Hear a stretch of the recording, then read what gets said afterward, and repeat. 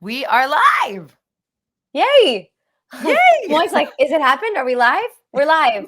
Awesome. We're live. Hi, everyone. I'm Alexis Cara, co-founder of Broadway Arts Community. Hi, I'm Chryssie Whitehead, and we are so excited to be here today for, I don't know, Lex. I feel like this could be like, we should count. I think this might be like our 35th Tea Oh, for wow. Two, Has which it been is that pretty many? incredible. Yeah. Yeah, it's been a lot over COVID.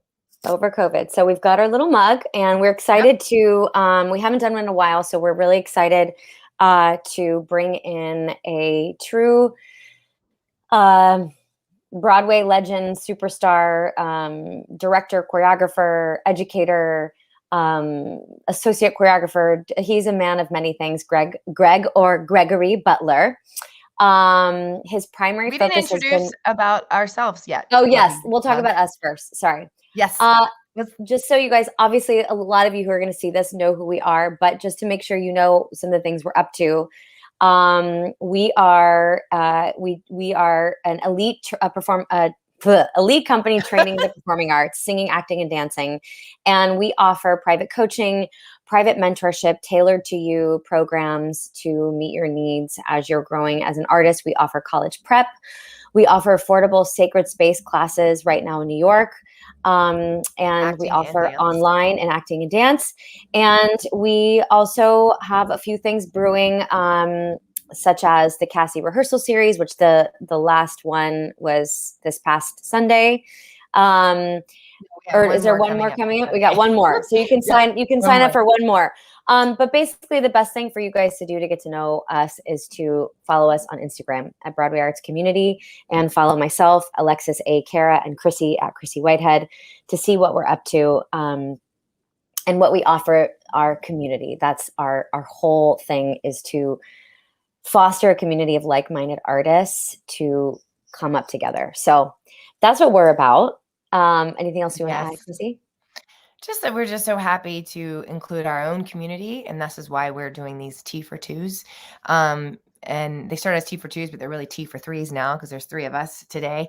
But just that our community at home, with dancers and actors and singers, the next generation gets to learn from the ones who've come before them. We're always standing on somebody else's shoulders, and we love the cycle of passing it on and paying it forward. So we're really excited to bring Greg Butler in today, because he's a man of many talents and a huge heart, and he was really excited to sit down with us. So we thank him for his time. So I think we should just bring him in, and I'll read the bio, but I'm going to bring him in because it's like you guys want to see his face. So here he is. Here is the Gregory Butler as he's sipping his coffee. As I'm sipping my coffee. Hello. Yeah. So Greg has had over 32 years in the entertainment industry. His primary focus has been Broadway musical theater. He is kind of famous for being, he is famous for being the go-to man for Chicago. He is the associate choreographer. He was the dance captain at one point when he was in the show. Since 1997. He was also the dance captain of the production of Martin Guerre. And he's mounted shows Chicago all over the world, from Europe, East Asia, and obviously United States. I had the pleasure of working with him. How I met Greg was he mounted the production of the Hollywood Bowl version of Chicago that we did, which had its own production. So it was really, really cool to work with him. And Brooke Shields was the director, and they were really beautiful collaborators. So that's how I got to meet Greg. And Chryssie was in Chicago. So yeah, I did it on Broadway, and I was supposed to be in the Hollywood Bowl with you guys. Remember? And that was when I was hoping to meet with you. To work with you. But. Exactly. Yeah. So welcome. Is there anything you want to add just to the bio? He lives life to the fullest. No, that's it. I performed on Broadway, stock, regional, I off Broadway. I think one of my favorite things I've done is Here Lies Jenny at the Zipper. And myself and Shawnee Momjame, we were both doing Chicago. at the same time we were doing The Zipper, which was BB Newworth's show that Roger Rees created for her and directed, and Annie Rankin choreographed. So we would do Chicago, leave Chicago at 10:30, get in a cab, go down to The Zipper, and do Here Lies Jenny at 11 o'clock. I was living my best life during that. Oh, that's amazing. I was on Broadway and off Broadway at the same time. I'm trying to find, are those one of those pictures that you sent us? Yes, it's the one with myself, BB, and Sean all hugged together. Yes. Okay, so we'll have to, Chryssy's going to bring up some photos throughout this interview. Awesome. Throughout this chat. It's not an interview, it's a chat. That's part of what we love about this, that it really is dressing room chat. So while she pulls that up, you know, Greg, we like to start at the beginning when we do these. Okay, here's the photo. Oh, look at that photo. And that's Shauna Majime, right? Like, yes. Who we did Fosse with. Yes. Yeah. What is that? Can you just explain a little bit what's happening there? Look at that. It was a evening. So everyone always wanted BB to do a cabaret show. Well, BB is not your stand at the mic kind of girl and sing. You know, she is first and foremost an actress in everything that she does. So, and she has a love for Kurt Weill. So she wanted to do an evening on Kurt Weill. And then Roger Rees had this idea and created this whole character for her, Jenny. And it's an evening of her coming into this bar where she meets these three men, one being a bartender, and then the other two are these two men that you see here with her. And they encounter each other throughout the evening, and we end up doing this amazing tango that Annie choreographed, and that's part of it. Oh my God! That's a what was beautiful the name of the show? Photo. Here Lies Jenny. Here Lies Jenny. Here Lies. And you were doing that and Chicago at the same time? Yes. Come on. That's amazing. That's a good. That's amazing. We'll get to your intimate relationship with Annie Rankin at some point, but. We just want to touch on how it all started. Like, set the stage for you, little Gregory Butler as a kid, and you know, and that'll lead into the question of like some of the teachers that inspired you. But how did you get started? Like, what was your childhood? So here's the beautiful. Well, first of all, look at this little baby. Where are we? Already the hands are moving. Ready. Come on. So cute. Already. Where are you? Where are you? Yeah, where were you born? Where were you born? Detroit, Michigan. I was born in Detroit, Michigan. I'm a product of the 60s. So, you know, Detroit in the 60s. Yeah. Oh, that's my mommy. Yeah. And that's me with my mommy. Isn't that crazy? How old were you there? You're such a baby. I love it. 3 months old? Wow. Yeah. So I was born in Detroit, and you know, I was born in the 60s, and I was born a very, very beautiful, free spirit. And unfortunately, most of Detroit didn't know what to do with that beautiful little spirit. So, here we go. Come on. Posing. I mean, there's the free spirit. There it is, right there, honey. That's what is that pose about? Take us there. What pose is that about? That's the little boy who used to dance around his living room and his bedroom and just create, even before he created. That's I love that.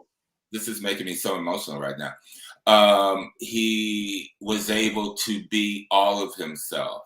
You know, there were no limits around anything. Except, in his bedroom, in private, because outside of that, Detroit was telling me not to be a sissy, not to be a faggot. You know, all this negative stuff was being put down on me, and I ended up finding my refuge in TV. So that's where I found variety shows. That's where I found pageants. That's where I found TV sitcoms. And it's where I first saw Sammy Davis, Lena Horne, Cheetah Rivera, and ranking Ben Vereen. Oh Lord, there we go. And all of these. We know what that is. That's where I found people that I didn't know how I was going to get there, but I felt like I was being drawn to there because what was happening in my life. And look, what I'm about to say is in no way about beating up on my parents. I love my parents. My parents, before they passed, we were all good. We did a lot of work with each other. But I do have a story that they're involved in. So my parents' solution to their loveless marriage, unfortunately, was alcohol. So that caused a lot of craziness and drama in my household. And I had to grow up really quickly because I was my mother's ayamba, Oprah, and her therapist and, referee and police and all of that at age 7, 8, 9. And I didn't know what to do with all of this. So I would fantasize, and fantasy kind of became my first addiction. I knew somehow I needed to get out of there.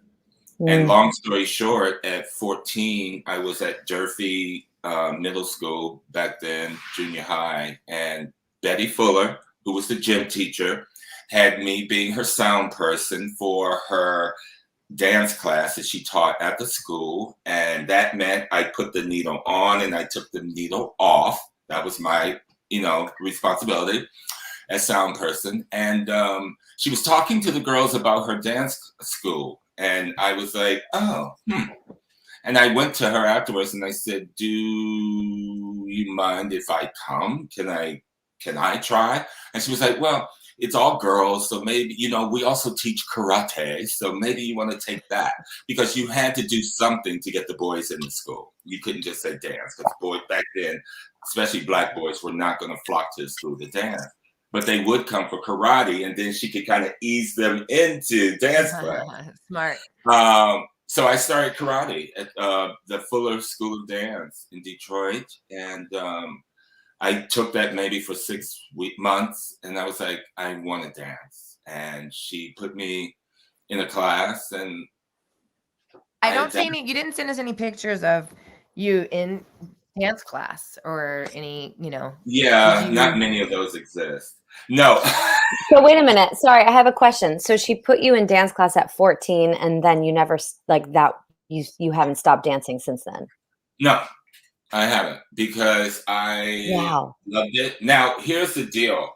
I was always a better performer than I was technician. I will give myself, she's a good performer.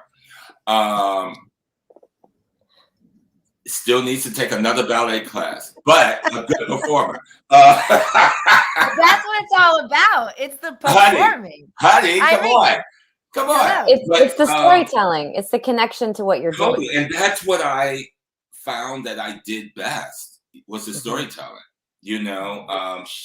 So I danced with Betty Fuller for a while, and then Phyllis Stowe of Unique Dance Theater came into my life, and she became my refuge and my teacher and director and choreographer. And I danced with the Unique Dance Theater for a while, and then I went from there to the Detroit City Dance Company, which was helmed by Carol Maruso.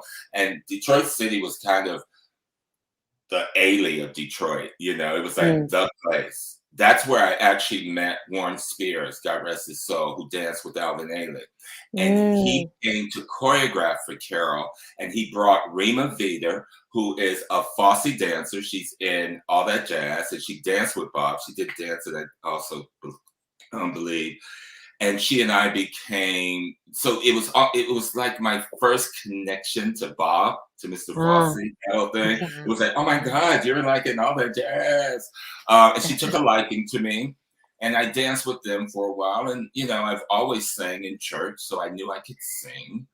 And I started doing musicals after a while because I joined the Petty Players, and James Petty was the director of that.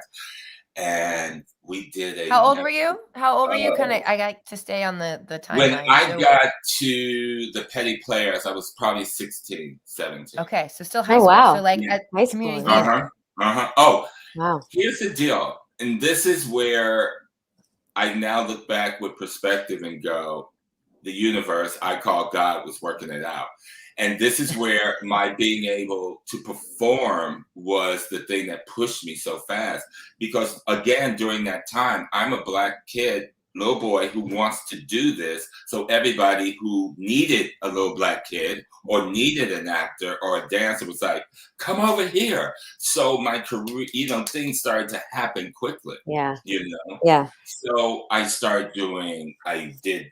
We did this all Black version of Jesus Christ Superstar, starring Tremaine and Edwin Hawkins, who are renowned gospel singers, and I played King Herod. Yes, at age 17.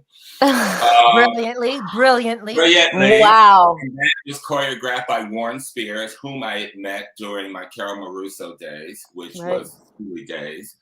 And then James did this show called Show Nuff, and he put me in it. He had so much faith in me. He thought I was a Sammy Davis Jr. He was like, you are Ben Vereen. And so he created this part for me, and he let me choreograph it. So that was kind of the first time I ever choreographed anything. What was and Ben that's when Vereen you were to you? That's when you were 17? Yeah. Yeah. Wow. Yeah. What was Ben Vereen to you though? Like, because people who don't know who, like, you know what I mean? Like, tell us about Ben Vereen. You know what I mean? If they put you as, you are a Ben Vereen and you are a Sammy Davis Jr., I mean, what did that mean to you? Both of these men are men that I saw on TV. That I just did a post for Ben's birthday, which was recently, and I said that Ben Vereen was my North Star. Ben Vereen, he has come through my life at I think 4 different points.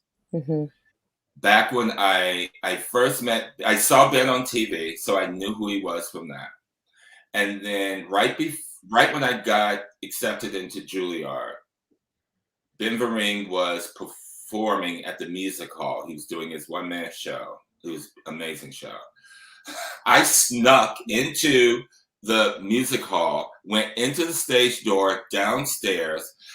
The orchestra had just probably finished doing a run-through or rehearsal of music because it was laid out for the orchestra, and their music books were on the stand. I was playing violin at the time. I actually stole the violin book. I took it in my head thinking I will bring it back to Ben Vereen. Oh my God. I go and tell my dance teacher, Phyllis Stowe, this, and she almost slapped me like a mother would. She was like, are you out of your mind? What are you doing? You are so taking this back. And I'm going to drive you, and we're going to take this back. I took it back with a note, and Ben Vereen called me. Stop it. Yes. And he invited me to dinner after the show. I'm dying. And then to see the show. And so at dinner, he wanted to know who I was, what I was doing. I told him I was going to Juilliard, and he was like, oh my God, that's a big thing, and how exciting. And he was just so encouraging. And I told him that Phyllis, my dance teacher, loved him, and he was like, well, bring Phyllis to the show. So that night, Ben had me sit off stage right and watch his show, and Phyllis had a ticket, and she sat in the house. And he went out and danced with her at one point, and she almost lost her mind. So that was my first meeting with Ben Vereen. You were 18 years old? You were 18? You were like in Juilliard? We went past 18, high school. 19 then.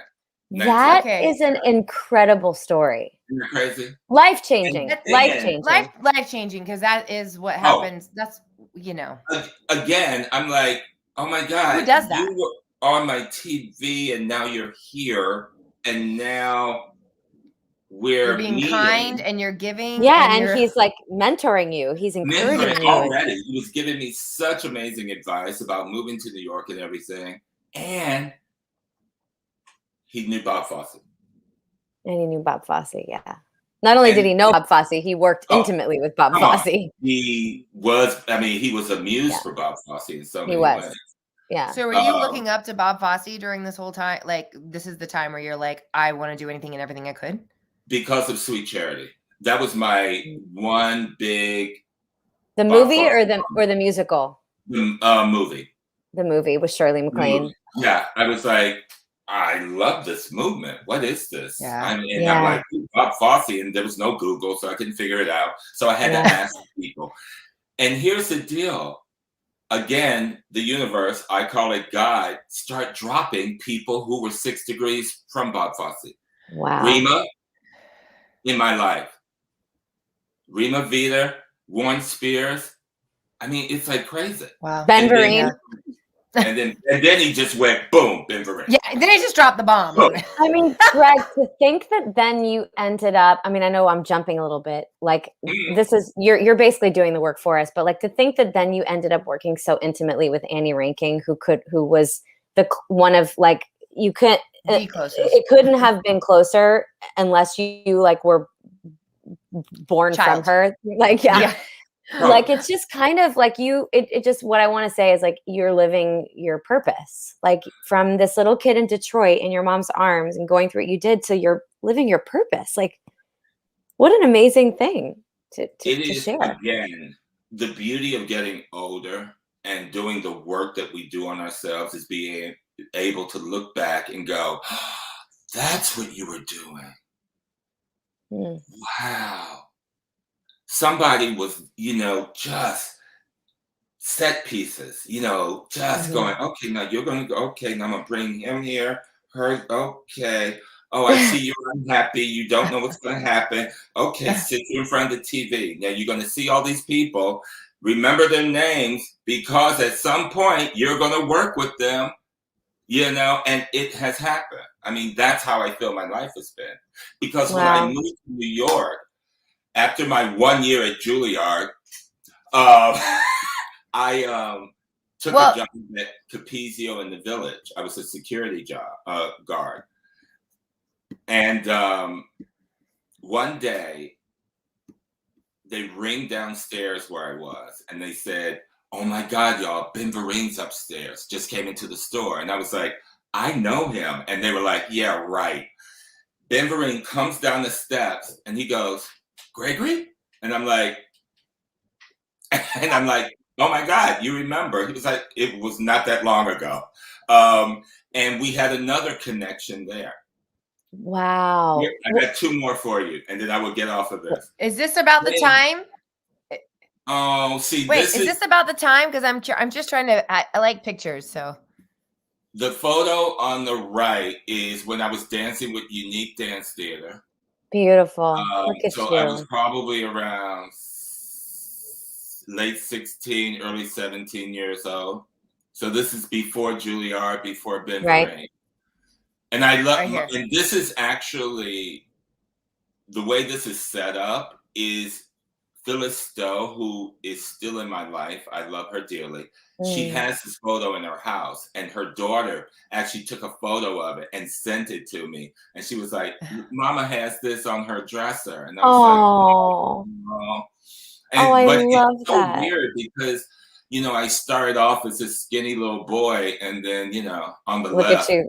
Yeah, I want to get to that. Like, yeah, there's a skinny little boy, right? Yeah, that must be high school graduation, right? Come on. Well, but okay, so you were telling us a story, and then we do want to go back and just hear a little bit about your choice to leave Juilliard, or what sort of happened with that, because we do have a lot of people who are like in school or deciding to go to school, not to go to school. So you said, wait, you were in the middle of talking about something else. I just want to give you my last two band connections. So we have Detroit, Michigan, Violin Music Hall. Next thing, Capizio in the Village, which is no longer there, security guard. The next time is, I can't remember when, but Jerry's Girls was on Broadway, and Ben was doing a tour, about to do a national tour of Pippin, which he was directing and starring in. And I went in, and he chose me as one of the finalists to be his standby. So now I am in the Minskoff studios with Ben Vereen, just Ben Vereen, singing the opening number and him directing. Okay. Wow. Wow. And I'm going to even bite you a little bit more on this. Bite it. Jerry's Girls is on Broadway at the same time. Jerry's Girls was a celebration of Jerry Herman's songs. In the show, the cast included, I think it was Leslie Uggams, Dorothy Loudon, and Cheetah Rivera. Wow. My best friend, Linda Schultz, was on the wardrobe for that show. I used to go to that show and hang out all the time. That's the first time I met Cheetah, in the basement of the theater, and I think it was at the St. James. When I got the call back for Ben Vereen, I'm downstairs of the theater with my friend Linda, and I'm like, oh my God, I'm going back. I got to learn this stuff from Ben and da. And she goes, oh my God. And Cheetah walks in and she goes, oh, who's this? And my friend Linda introduces me to her. I tell her that I got a call back, and she goes, where's the material? Let's work on it. Okay. I love her. She's like, let's get to work. Honey, she's like, let's get to work. She's like, I know. She goes, I know Ben. I'm like, yeah, of course you do. And you know what? Did you book it? Did you get it? I did not. Jeffrey Ferguson got it. Jeffrey Ferguson got it. Yes. I don't remember a lot of names, but for some reason I remember that. I used to love Jeffrey. You worked with Cheetah. Cheetah Rivera coached you. Come on. Well, but it's like, you know what it is? It's like, it's what I remember Ann Ranking saying from BTP. You know what? It is the joys in the work. And Cheetah's like, material, like, done. Let's get to work. Like, let's do this. Let's get in. Do it. What are you doing with this? And then the last one, and I will get off of this. I was dance captain for Chicago. Usher was Billy Flynn. I got to re-choreograph Razzle Dazzle to feature Usher's specific dance talents. And he said, just create something and then I'll come in later and we'll play around with it. Ben Vereen comes in one day and watches rehearsal. So I am working with Usher and Ben is sitting there watching. And he goes, and he looks at us and he's like, oh my God, Gregory, Usher. He's like, these are, he's like mentoring both of us. I mean, I was so nervous. So those are my 4 moments of Ben, and I've seen him since then, but he hit me. He was in my teens, my 20s, my 30s, and my 40s. I've had those moments. I hope he gets to hear. I hope he hears this. Wouldn't it be amazing for him to listen to you talk about that? Because like, what a big effect. Like, seeing yourself in him. I mean, that's that representation. Because if it wasn't for that, I mean, imagine. I know. Anyway, that's my story. That's a beautiful story. That's a lot. It just says a lot about also who you are and how you value that mentorship. That's what we try to do with our students too. It's like, how can we be there for people in a way that it's so much more than just like teaching or getting people coached to book the job or get in here. It's so much more than that. I would love to talk more. If I get on that subject, we'll never get back to anything else. But I would love to circle back to that because that connection goes right with Annie. So okay, go back to that. Well, we can get to Annie soon. It's really just now like we're there because basically it's like you graduate high school. And then our next thing is like, how did you get to New York? And so it was Juilliard, but kind of maybe you can share us a little bit about that and what your choice to leave. And then here's the deal. I was, 19, almost 20, and I was a little black boy. I was a black young man, but I had never really been away like that. And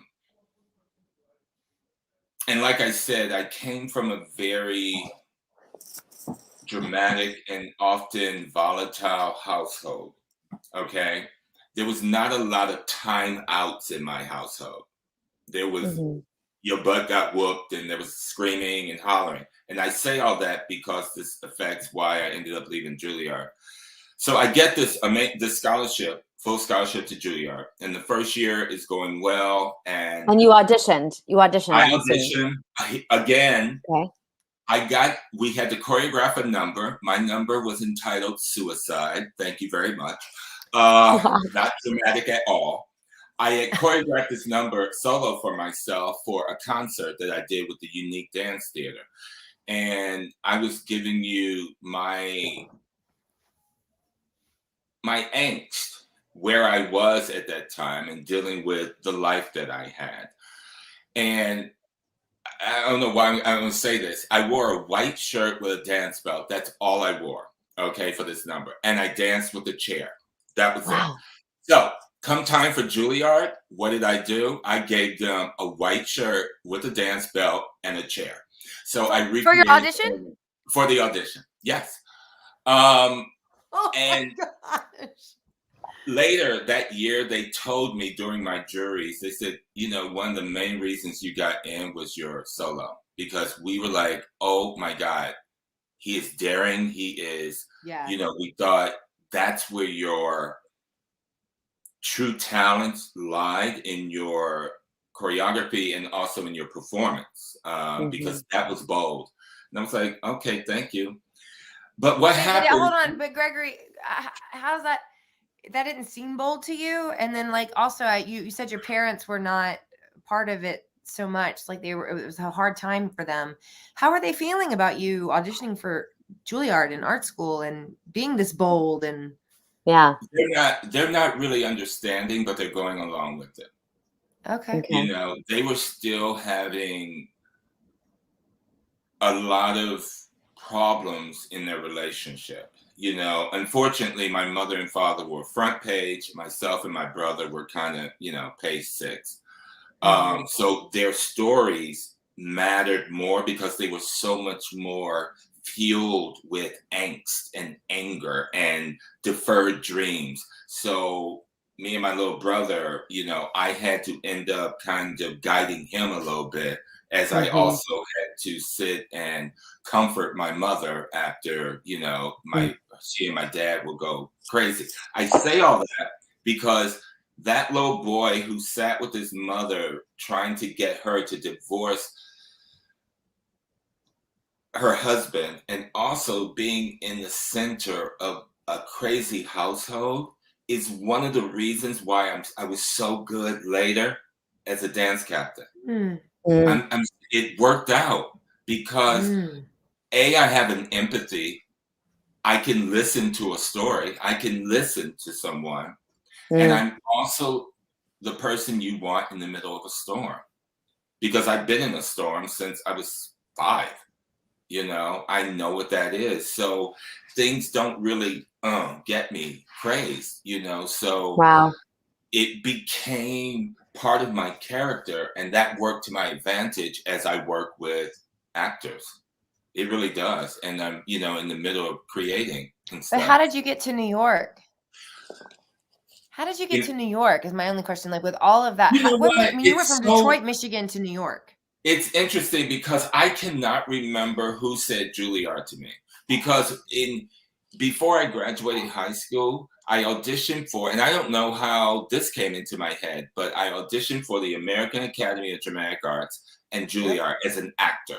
I flew to Chicago for American Academy and to New York for Juilliard as an actor. I did not get accepted. I took a year off, and then I was doing a production of The Nutcracker. And one of the kids in there said, I'm going to audition for Juilliard as a dancer. I was like, oh my God, let me help you fill out the application, because I auditioned last year as an actor and I didn't get in. So I'm helping him, and I'm going, and something said, maybe I should try. And that's, seriously, it was just that. And so I got an application and I filled it out and I got accepted. And you did your solo. Again, the universe plopping this person in your life, the universe. And it was, you know, an amazing year, and I still have amazing friends from there, that I met during then. But what happened was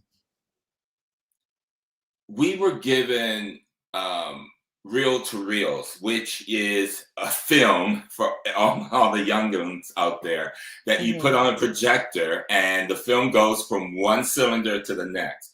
Well, while I was watching it, because I was learning a piece of Anna Sokolov's, and that's how we had to pre-learn pieces before we met the choreographer then. The tape broke. I panicked because I did not understand that I could just say I made a mistake. So I lied. I hid the reel in hopes of getting it fixed. I was truly trying to get it. I was looking for someone who could splice this back together. Right. Yeah. Martha Stewart, who was the head of the school at that time, asked me, and I said I didn't know what happened to it. I lied because I was afraid. Well, she could not back up from that because what happened, they found it in my locker. And she brought me to her office, and she couldn't tolerate a liar. So she was like, we're going to ask you to leave. Now, God bless her soul, she's gone now. Today, that's very harsh. But here's the deal, you have a little minority kid who's not brought up the way that probably Martha or other kids have been in households that look like, the Brady Bunch, and not understanding or having the facility at that time or the tools to go, something's up with this kid. Let me get a little Let me help him. Let me see if I can help him, as opposed to just saying go. So that, but if she hadn't said go, everything else that happened in my life probably would not have happened. Well, let's dig into that then, because after Juilliard, how did you feel? How did you handle that emotionally? I was embarrassed and I had a lot of shame, and I lied about it for years. I lied about this. I used to always say, I took the BB Newworth Juilliard because BB only stayed for a year, but she stayed for a year because she left to get a job. I think she got a chorus line and she left. So I used to lie and say I was on the BB Newworth scholarship, because I was too shameful to tell people what it happened. But once again, when I left the school, I started working. I went to the Bahamas on a show called Bahama Bound. Louis Johnson was the choreographer. We get to the Bahamas. Louis was let go. Michael Shawn, God rest his soul, was brought in as a choreographer. I lived in the Bahamas for about a year doing that show. I come back to the States. Michael Shawn is choreographing for Paper Mill Playhouse, and he's doing Guys and Dolls. I go into the audition. He's like, oh my God, Greg. He loved the way I danced, and he hired me. I worked at Paper Mill. I probably did 15 shows there. I was like Paper Mill, so, and then I made my Broadway debut at age 24 in Raggedy Ann, so if I had stayed at Juilliard for the full 4 years, my life would have probably gone a different way. So, Yeah. What was Raggedy Ann like? Yeah, what was your Broadway debut like? Thank you, Martha Stewart. Raggedy Ann was directed and choreographed by Pat Birch, who is, amazing. She's legendary.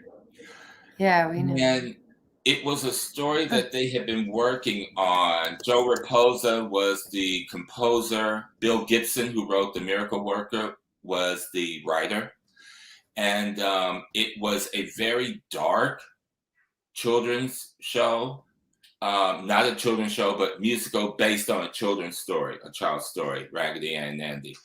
It did not work, unfortunately, but we went to the Kennedy Center. We ran there for about a month, and then we opened in '86 at the Nederlander.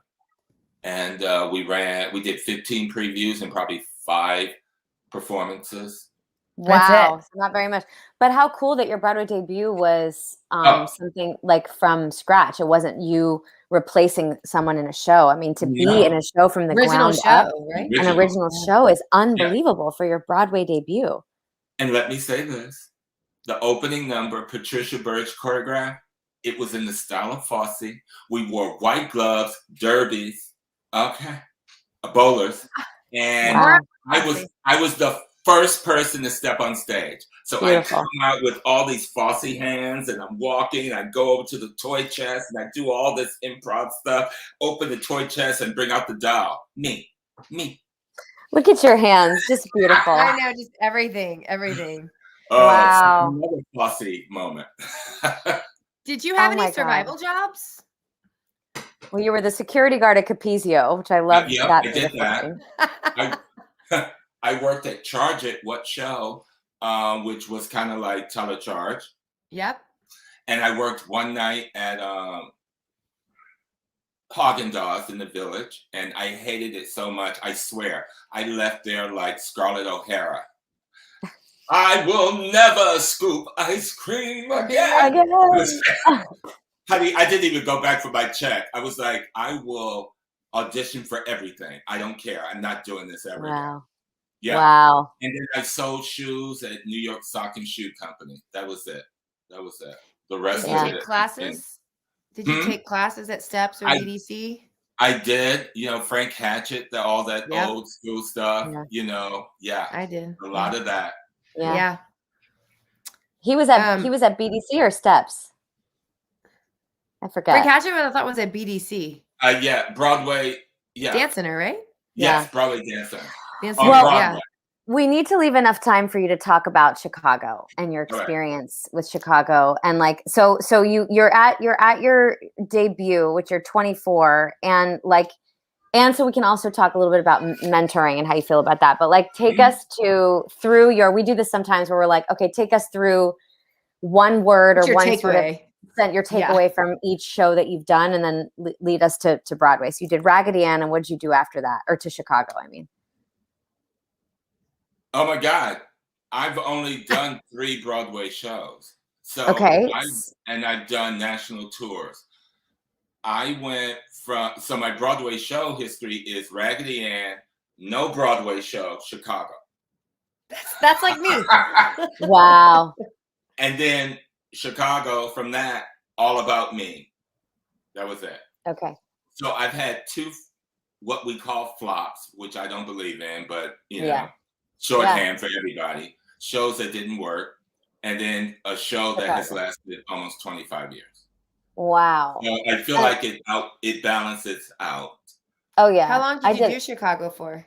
Yeah, talk about that. I did it for about 14 years, but I've been with it since '97.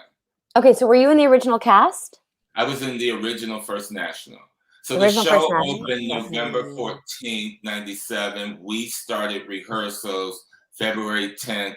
96 it opened. We started February 10th, 97. And what was auditioning for that like? Well, to get there, let me go right back. Because people are still auditioning for it now. Let me go the show before.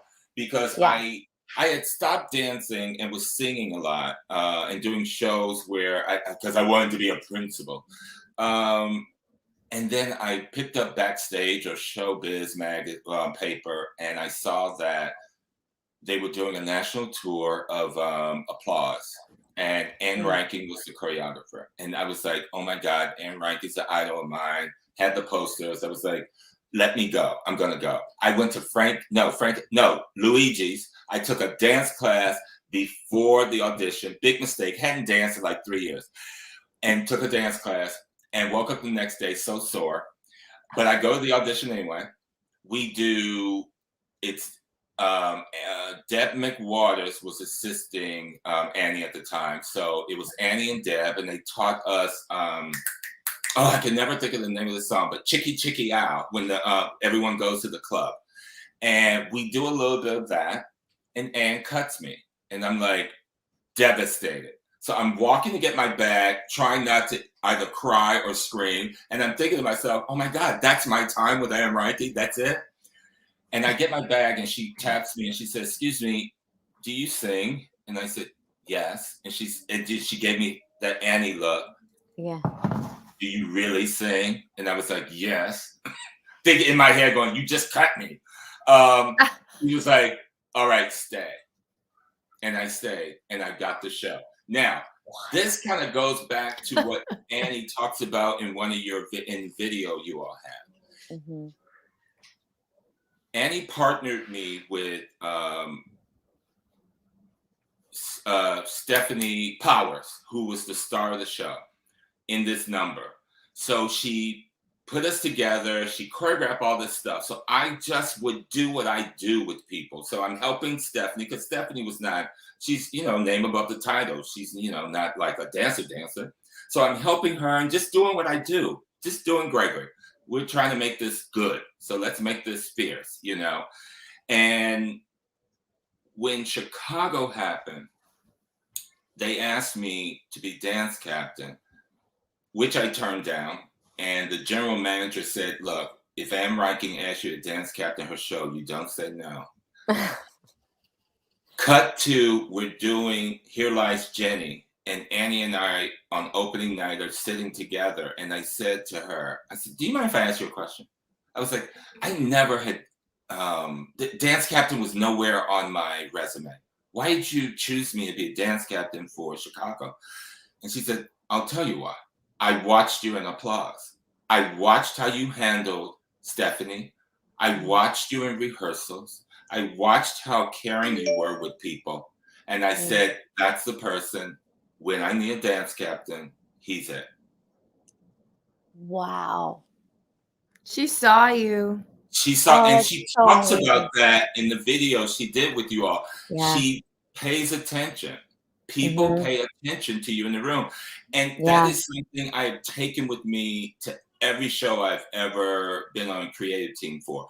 I'm the sneaky choreographer who will go to the bathroom 12 times while all the dancers and actors are in the hallway warming up. Because I'm like, let me see how you deal with each other. Who steps out?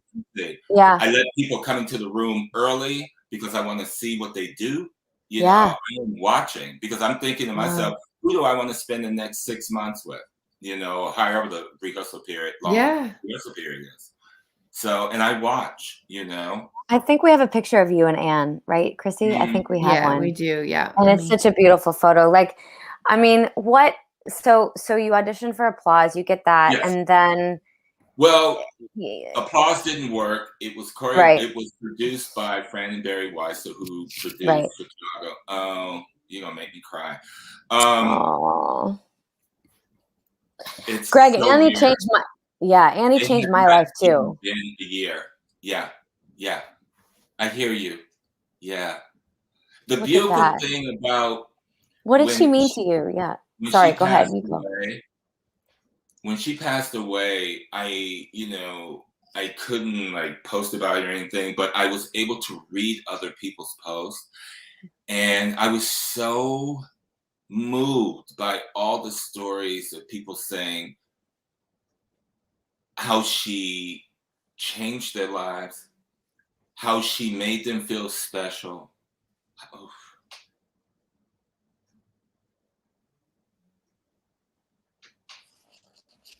Oh, I just lost him. No, I'm sorry. How she encouraged them, inspired them. It was so beautiful to hear. I have my story, but I realized that Annie was doing that with everybody. And I love that. Yeah, well, we want to hear your story. I mean, that's why we're here. This is your time to share. Yeah. Whatever you want to share with us. I would say, what did she mean to you? She meant,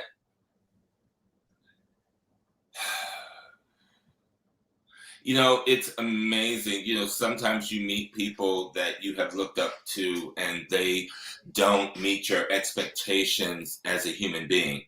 They are still fierce what they do, but not so much as a human being. Annie surpassed my expectations of her as a human being. I mean,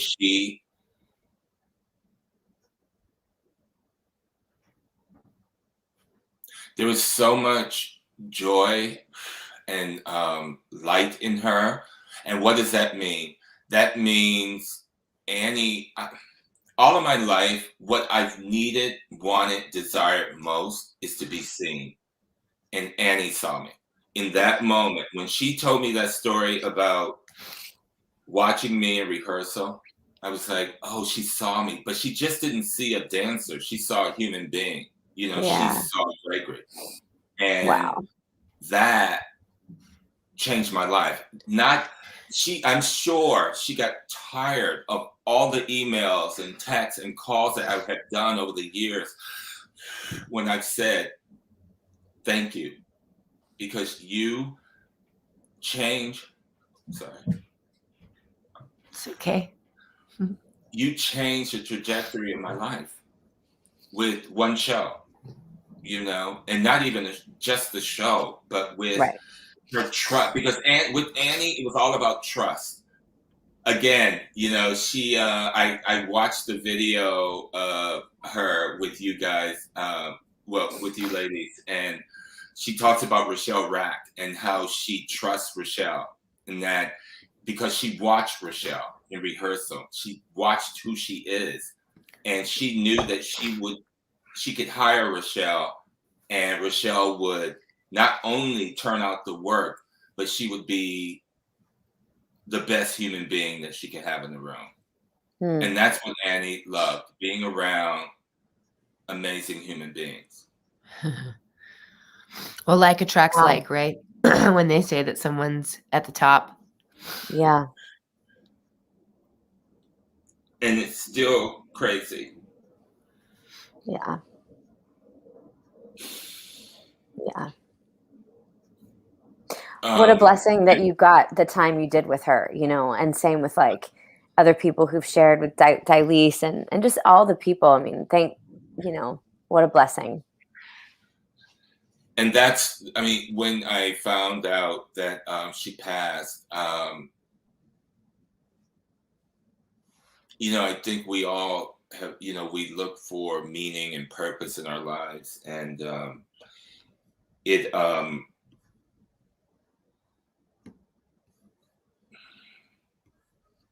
it moved me in a way that forced me to go, oh, now part of my new purpose is to give Annie to as many people as I can, to as many artists as I can. So not too long after that, I got asked to be on the advisory board for the Anne Reiking Scholarship Program. And I thought, this is it. Okay, here's my answer to what I'm going to do with all this. I'm going to now put all my energy in preserving and honoring and forwarding her legacy. Yeah. And I'm not alone. There are other amazing people do it. The advisory board is, you know, Hinton Battle, BB Newark, Gia Rivera, Tommy Toon, Caitlin Carter. It is Mindy Cooper. It is yes, here it's everybody. Greg. Greg, look at who you're in company with. You're on the page, like that little boy in Detroit thought that you'd be on an advisory board for Anne Reiking with Chita Rivera. You would have probably said, you must be messing with me. Ciao. That is not lost on me. It is not lost on me. And it's so funny because, you know, and I think you all know this too with your careers. You do these things and people see you and they go, oh, and then you go, but I'm just Chryssie. I'm just Alexis. I'm Greg, you know, but what I get to do is use my story to inspire young artists and go, please believe me, I have those photos that I sent you are on my mirror. So when I sit, I look at my younger self because I want to stay in gratitude. I want to go, oh my God, look at what you've done. With every adverse thing that may have happened to you. I'm sorry, I do a lot with my hands. With everything that has happened to you, look at how far you've come. You persevered. One of the things I respect you both so much for is outside of what you have done, you know, with Broadway Arts, is I've watched you both move from dance to being singers to being actresses to TV to theater and all this stuff. You know, this is the old school way of doing it. it's not so much about I want to be a star as it is I want to work. Where is the work? Where do I go? Show me, point me. And then whatever happens after that happens. But, you know, back in the day when I moved to New York, it was about going, the dream was to go from show to show to show to show to show. That was a dream because it meant you kept working, that you were viable in this amazing community called Broadway. And I have longevity because that's what I've always wanted to do. It's just work. So I get to bounce between TV and film. I get to teach. I get to direct. I get to write. I get to do all of these things. I get to mentor, which is so high on my list of where my heart is. And I get to do that not only here in the States, but around the world. You know, in Korea and Russia. And I still, you know, am in contact with so many of the artists I've worked with because of Chicago, because of Annie. This Black boy got to stand in Red Square, you know, and I get to go to Korea and I got to go to Argentina and I get to stand in Germany. And I mean, it's not lost on me, you know, but now I get to make sure that they hear two words, and I can.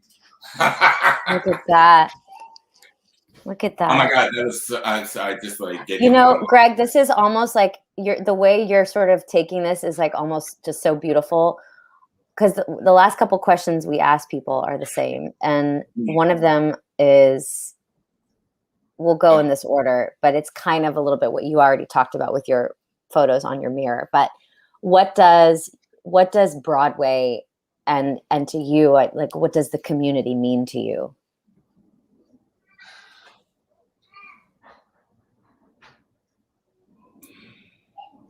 I was going to say community. I will say family. I will say it was the manifestation of my hopes and dreams as a little boy, to be able to become someone else, be able to create and play like I have. Not a day went by that, well, that's not true. I'm human. And I get tired. But most of the time I was that's one of my favorite photos. Come on, look at my life. Look at your life. Look at my life. Those are all the women I got to be on their journey for Roxy Hart. Come on. Can you say who each person is for the audience? Starting on my left is Rita Wilson, then it's Melanie Griffith, and then Cheetah Rivera and Brooke Shields. Amazing. And all of these women. And what I will say even more, and this is a testament to human beings being together and what happens in a rehearsal room, we're all still in each other's lives. Yeah. You know? So that's the beauty of that whole thing too. It didn't just end. Wow. Well, so then Broadway is family. Broadway is what? Family. Family. Gregory, I have a question. One second. I feel like one of the things is it is beautiful to hear all these highlights, but what keeps you strong when you're not a part of the community, when you're not a part of the family, when we have students who are doing very well and then it stands still? And even for myself, I'll speak for myself, highlights of my career. Yes, highlights look great on the outside, but it's not always the same. What keeps you sane? I know, like, when it comes on the creative side, you were so blessed and so deserving of the role that you were given in Chicago to keep your work and your life steady. But what would you say to, especially because you are on the creative side now, to actors who are in between, to actors who are not acting right now because we're still in a pandemic, to people who are really wanting to be and looking at your life and going, I want that life. What would you say to them? You know, I think this will go right hand in hand to what Annie has talked about. You know, it's a big world out here. We're never, ever not learning. And you can make choices because we make them all day long and make decisions about creativity. And it can be on a stage, on a film set, or it can be at home. You know, I mean, some of my funnest stuff came out of me just dancing around in here, in this little area over here, because I have impromptu dance parties here all the time. Right now, Billy Porter's song "Children," I am living for that song, so I will put that on. And my other I love song that song. is called "Unspeakable Joy." You know, if anything, I tell artists, you know, in order to have a point of view, you have to be woke, meaning you have to be present in your life, you know, and life is happening and it continues to happen whether or not we're working or not. And if we're just living when we're working, we're missing out on a lot, you know? So when I'm not working, I'm filling up the tank. You know, I'm filling up the memories. I'm filling up, you know, the files. There's a memory. There's a file. What's that from? That was an acting class?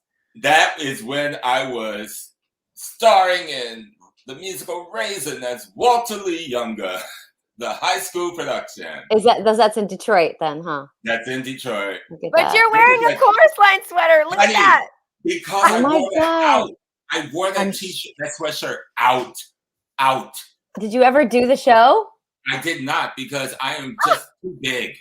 But I would cast you as Richard. I auditioned for it though. I mean, it's one of the first national tours I ever auditioned for. I think I was in my teens. I know I was in my teens. And I went to the Fisher Theater and we lined up in the lobby of the theater and we did a double pirouette and a time step. Yep. Who did you audition for? Do you remember? No was clue. it like, look at you. I can't remember. Wait, so before we ask the last question, because you're talking about filling your cup up and look at this beautiful photo here. What brought you out to Los Angeles then? Like, when did you make the move to LA? I moved a lot of people ask about that too. December 4th will be 11 years since I moved out here. I lived in New York for 32 years. And I moved out here because I wanted to know what was next in my life. I had been in Chicago for 14 years and I was sitting in Amsterdam because I had just choreographed the show there. It was after opening night and I thought to myself, ooh, I have to go back and do a chickie. And I always tell my actors, when you hear that little whisper that says, leave, start paying attention. Because what happens, you stay too long, you're miserable, and then that misery feeds into the company. So I heard the voice and I said, okay. And I came back and I talked to the producers and I said, I need to go away, refuel, and come back.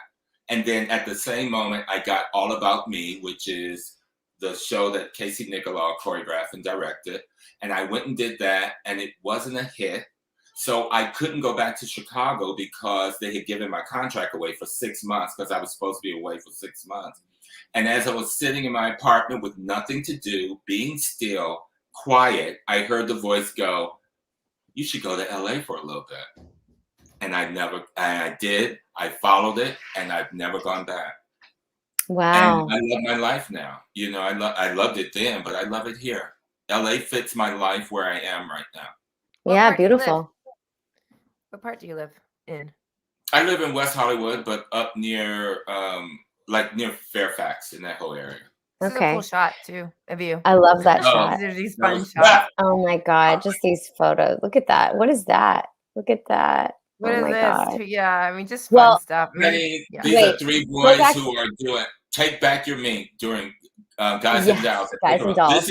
This is when I got Michael Shawn hired me for Guys and Dolls at Paper Mill. That was my first gig at Paper Mill Playhouse. Take Back Your Mink. I love that song. Yeah. Chryssie, we go back to that other photo because this will be that photo. Okay, so see that little boy right there. So Greg, one of the last things we ask people is if you could go back, or if you could talk to your younger self at that time when you were a little boy, what would you say to him now? Who would you be? What would you say? Y'all gonna make me cry again. First of all, I would hold him so tight because he was afraid to be touched after a while. And I would tell him, I see you, I love you, and you are perfect just the way you are, and you don't have to change a thing. So be all of you. Do you feel like you've been all of you? I'm learning. I am just now stepping even further into my life, and I'm 59. Beautiful. I wore a dress for the first time, to the reopening of Chicago, and I'm allowing myself to be all of myself. Beautiful. It takes a moment. It takes a moment. Listen. It takes a lifetime. It takes a lifetime. It takes a lifetime to live a life. It really does. Which is why if you can just live each day to the fullest you've got, because you just really never know when your last day is. Like, and that's what's so beautiful about Annie, just to circle back to her, is like, just that, like even just that class we have of hers, like just so grateful because she lived every moment so present. Yes. Like, and that's just so. People don't know, but Annie was an amazing mentor to so many young artists and to so many young people. And it's one of the things that we at the Anne Ranking Scholarship Program want to keep highlighting is her mentorship. I encourage young artists to go to offthelane.org and look for the Anne Ranking Scholarship Program, because we award a scholarship each year to young artists who are ready to move their lives and further their careers. Annie moved to New York when she was like 18 with I think $500. Now, yes, she was gorgeous and had a lot of talent, but she was ready to make that step, and we want to help other artists, young artists, do that. And when I say young, it doesn't have to be, you don't have to be 5, but we also offer a mentorship program, so we're not just dropping them off in New York. We're with them for a whole year, and we attach them to a mentor who helps them, throughout the year navigate the city. So this is what we do in Annie's honor. So well, we're happy to share that with our community. Awesome. And lastly, what's next for you? What's next? What's going on with you right now? This is today is October 19th, 2021. Yes. I had to plug in my computer. Sorry. No, I mean, right now, Gregory is doing the grind. I am also an actor. So I am, doing self-tapes along with the rest of the world because they're never going away. So I'm doing that. And I am, next year I'm going to Copenhagen, where I love. I'm working with the Central Musical Theater, directing and choreographing over there. And I'm saying yes to opportunities that scare me, because I still am trying to learn. I'm still trying to experience new stuff. Yeah. So that's what's happening. Living my life like it's golden. That's exciting. Oh, yeah. Well, this has been my life like it's amazing. golden. Thank you so much, Greg. Thank you. Oh, I adore both of you so much. We are so Thank grateful. You for being with us. Yes. Really I'm incredible. watching what you're doing. It's amazing. It's amazing. We have to give it back. I mean, the kids need to know. So it's a lot. We're going to definitely share this with our community and our newsletter and social media and stuff. So we'll send you guys. Was on today watching. One of our mentees. Links. Awesome. So we'll share the link with you. It'll live on our YouTube page. It'll be here. And thank you, Greg. And when you're in New York, call me. Okay, I will. Love you both. And we'll have to get together in LA. I didn't realize you were here. I love that. Yes. Love you, Greg. Bye. Yeah. Thank you so much. Thank you. Thank you, everyone. Thank you. Thanks for joining us. Bye.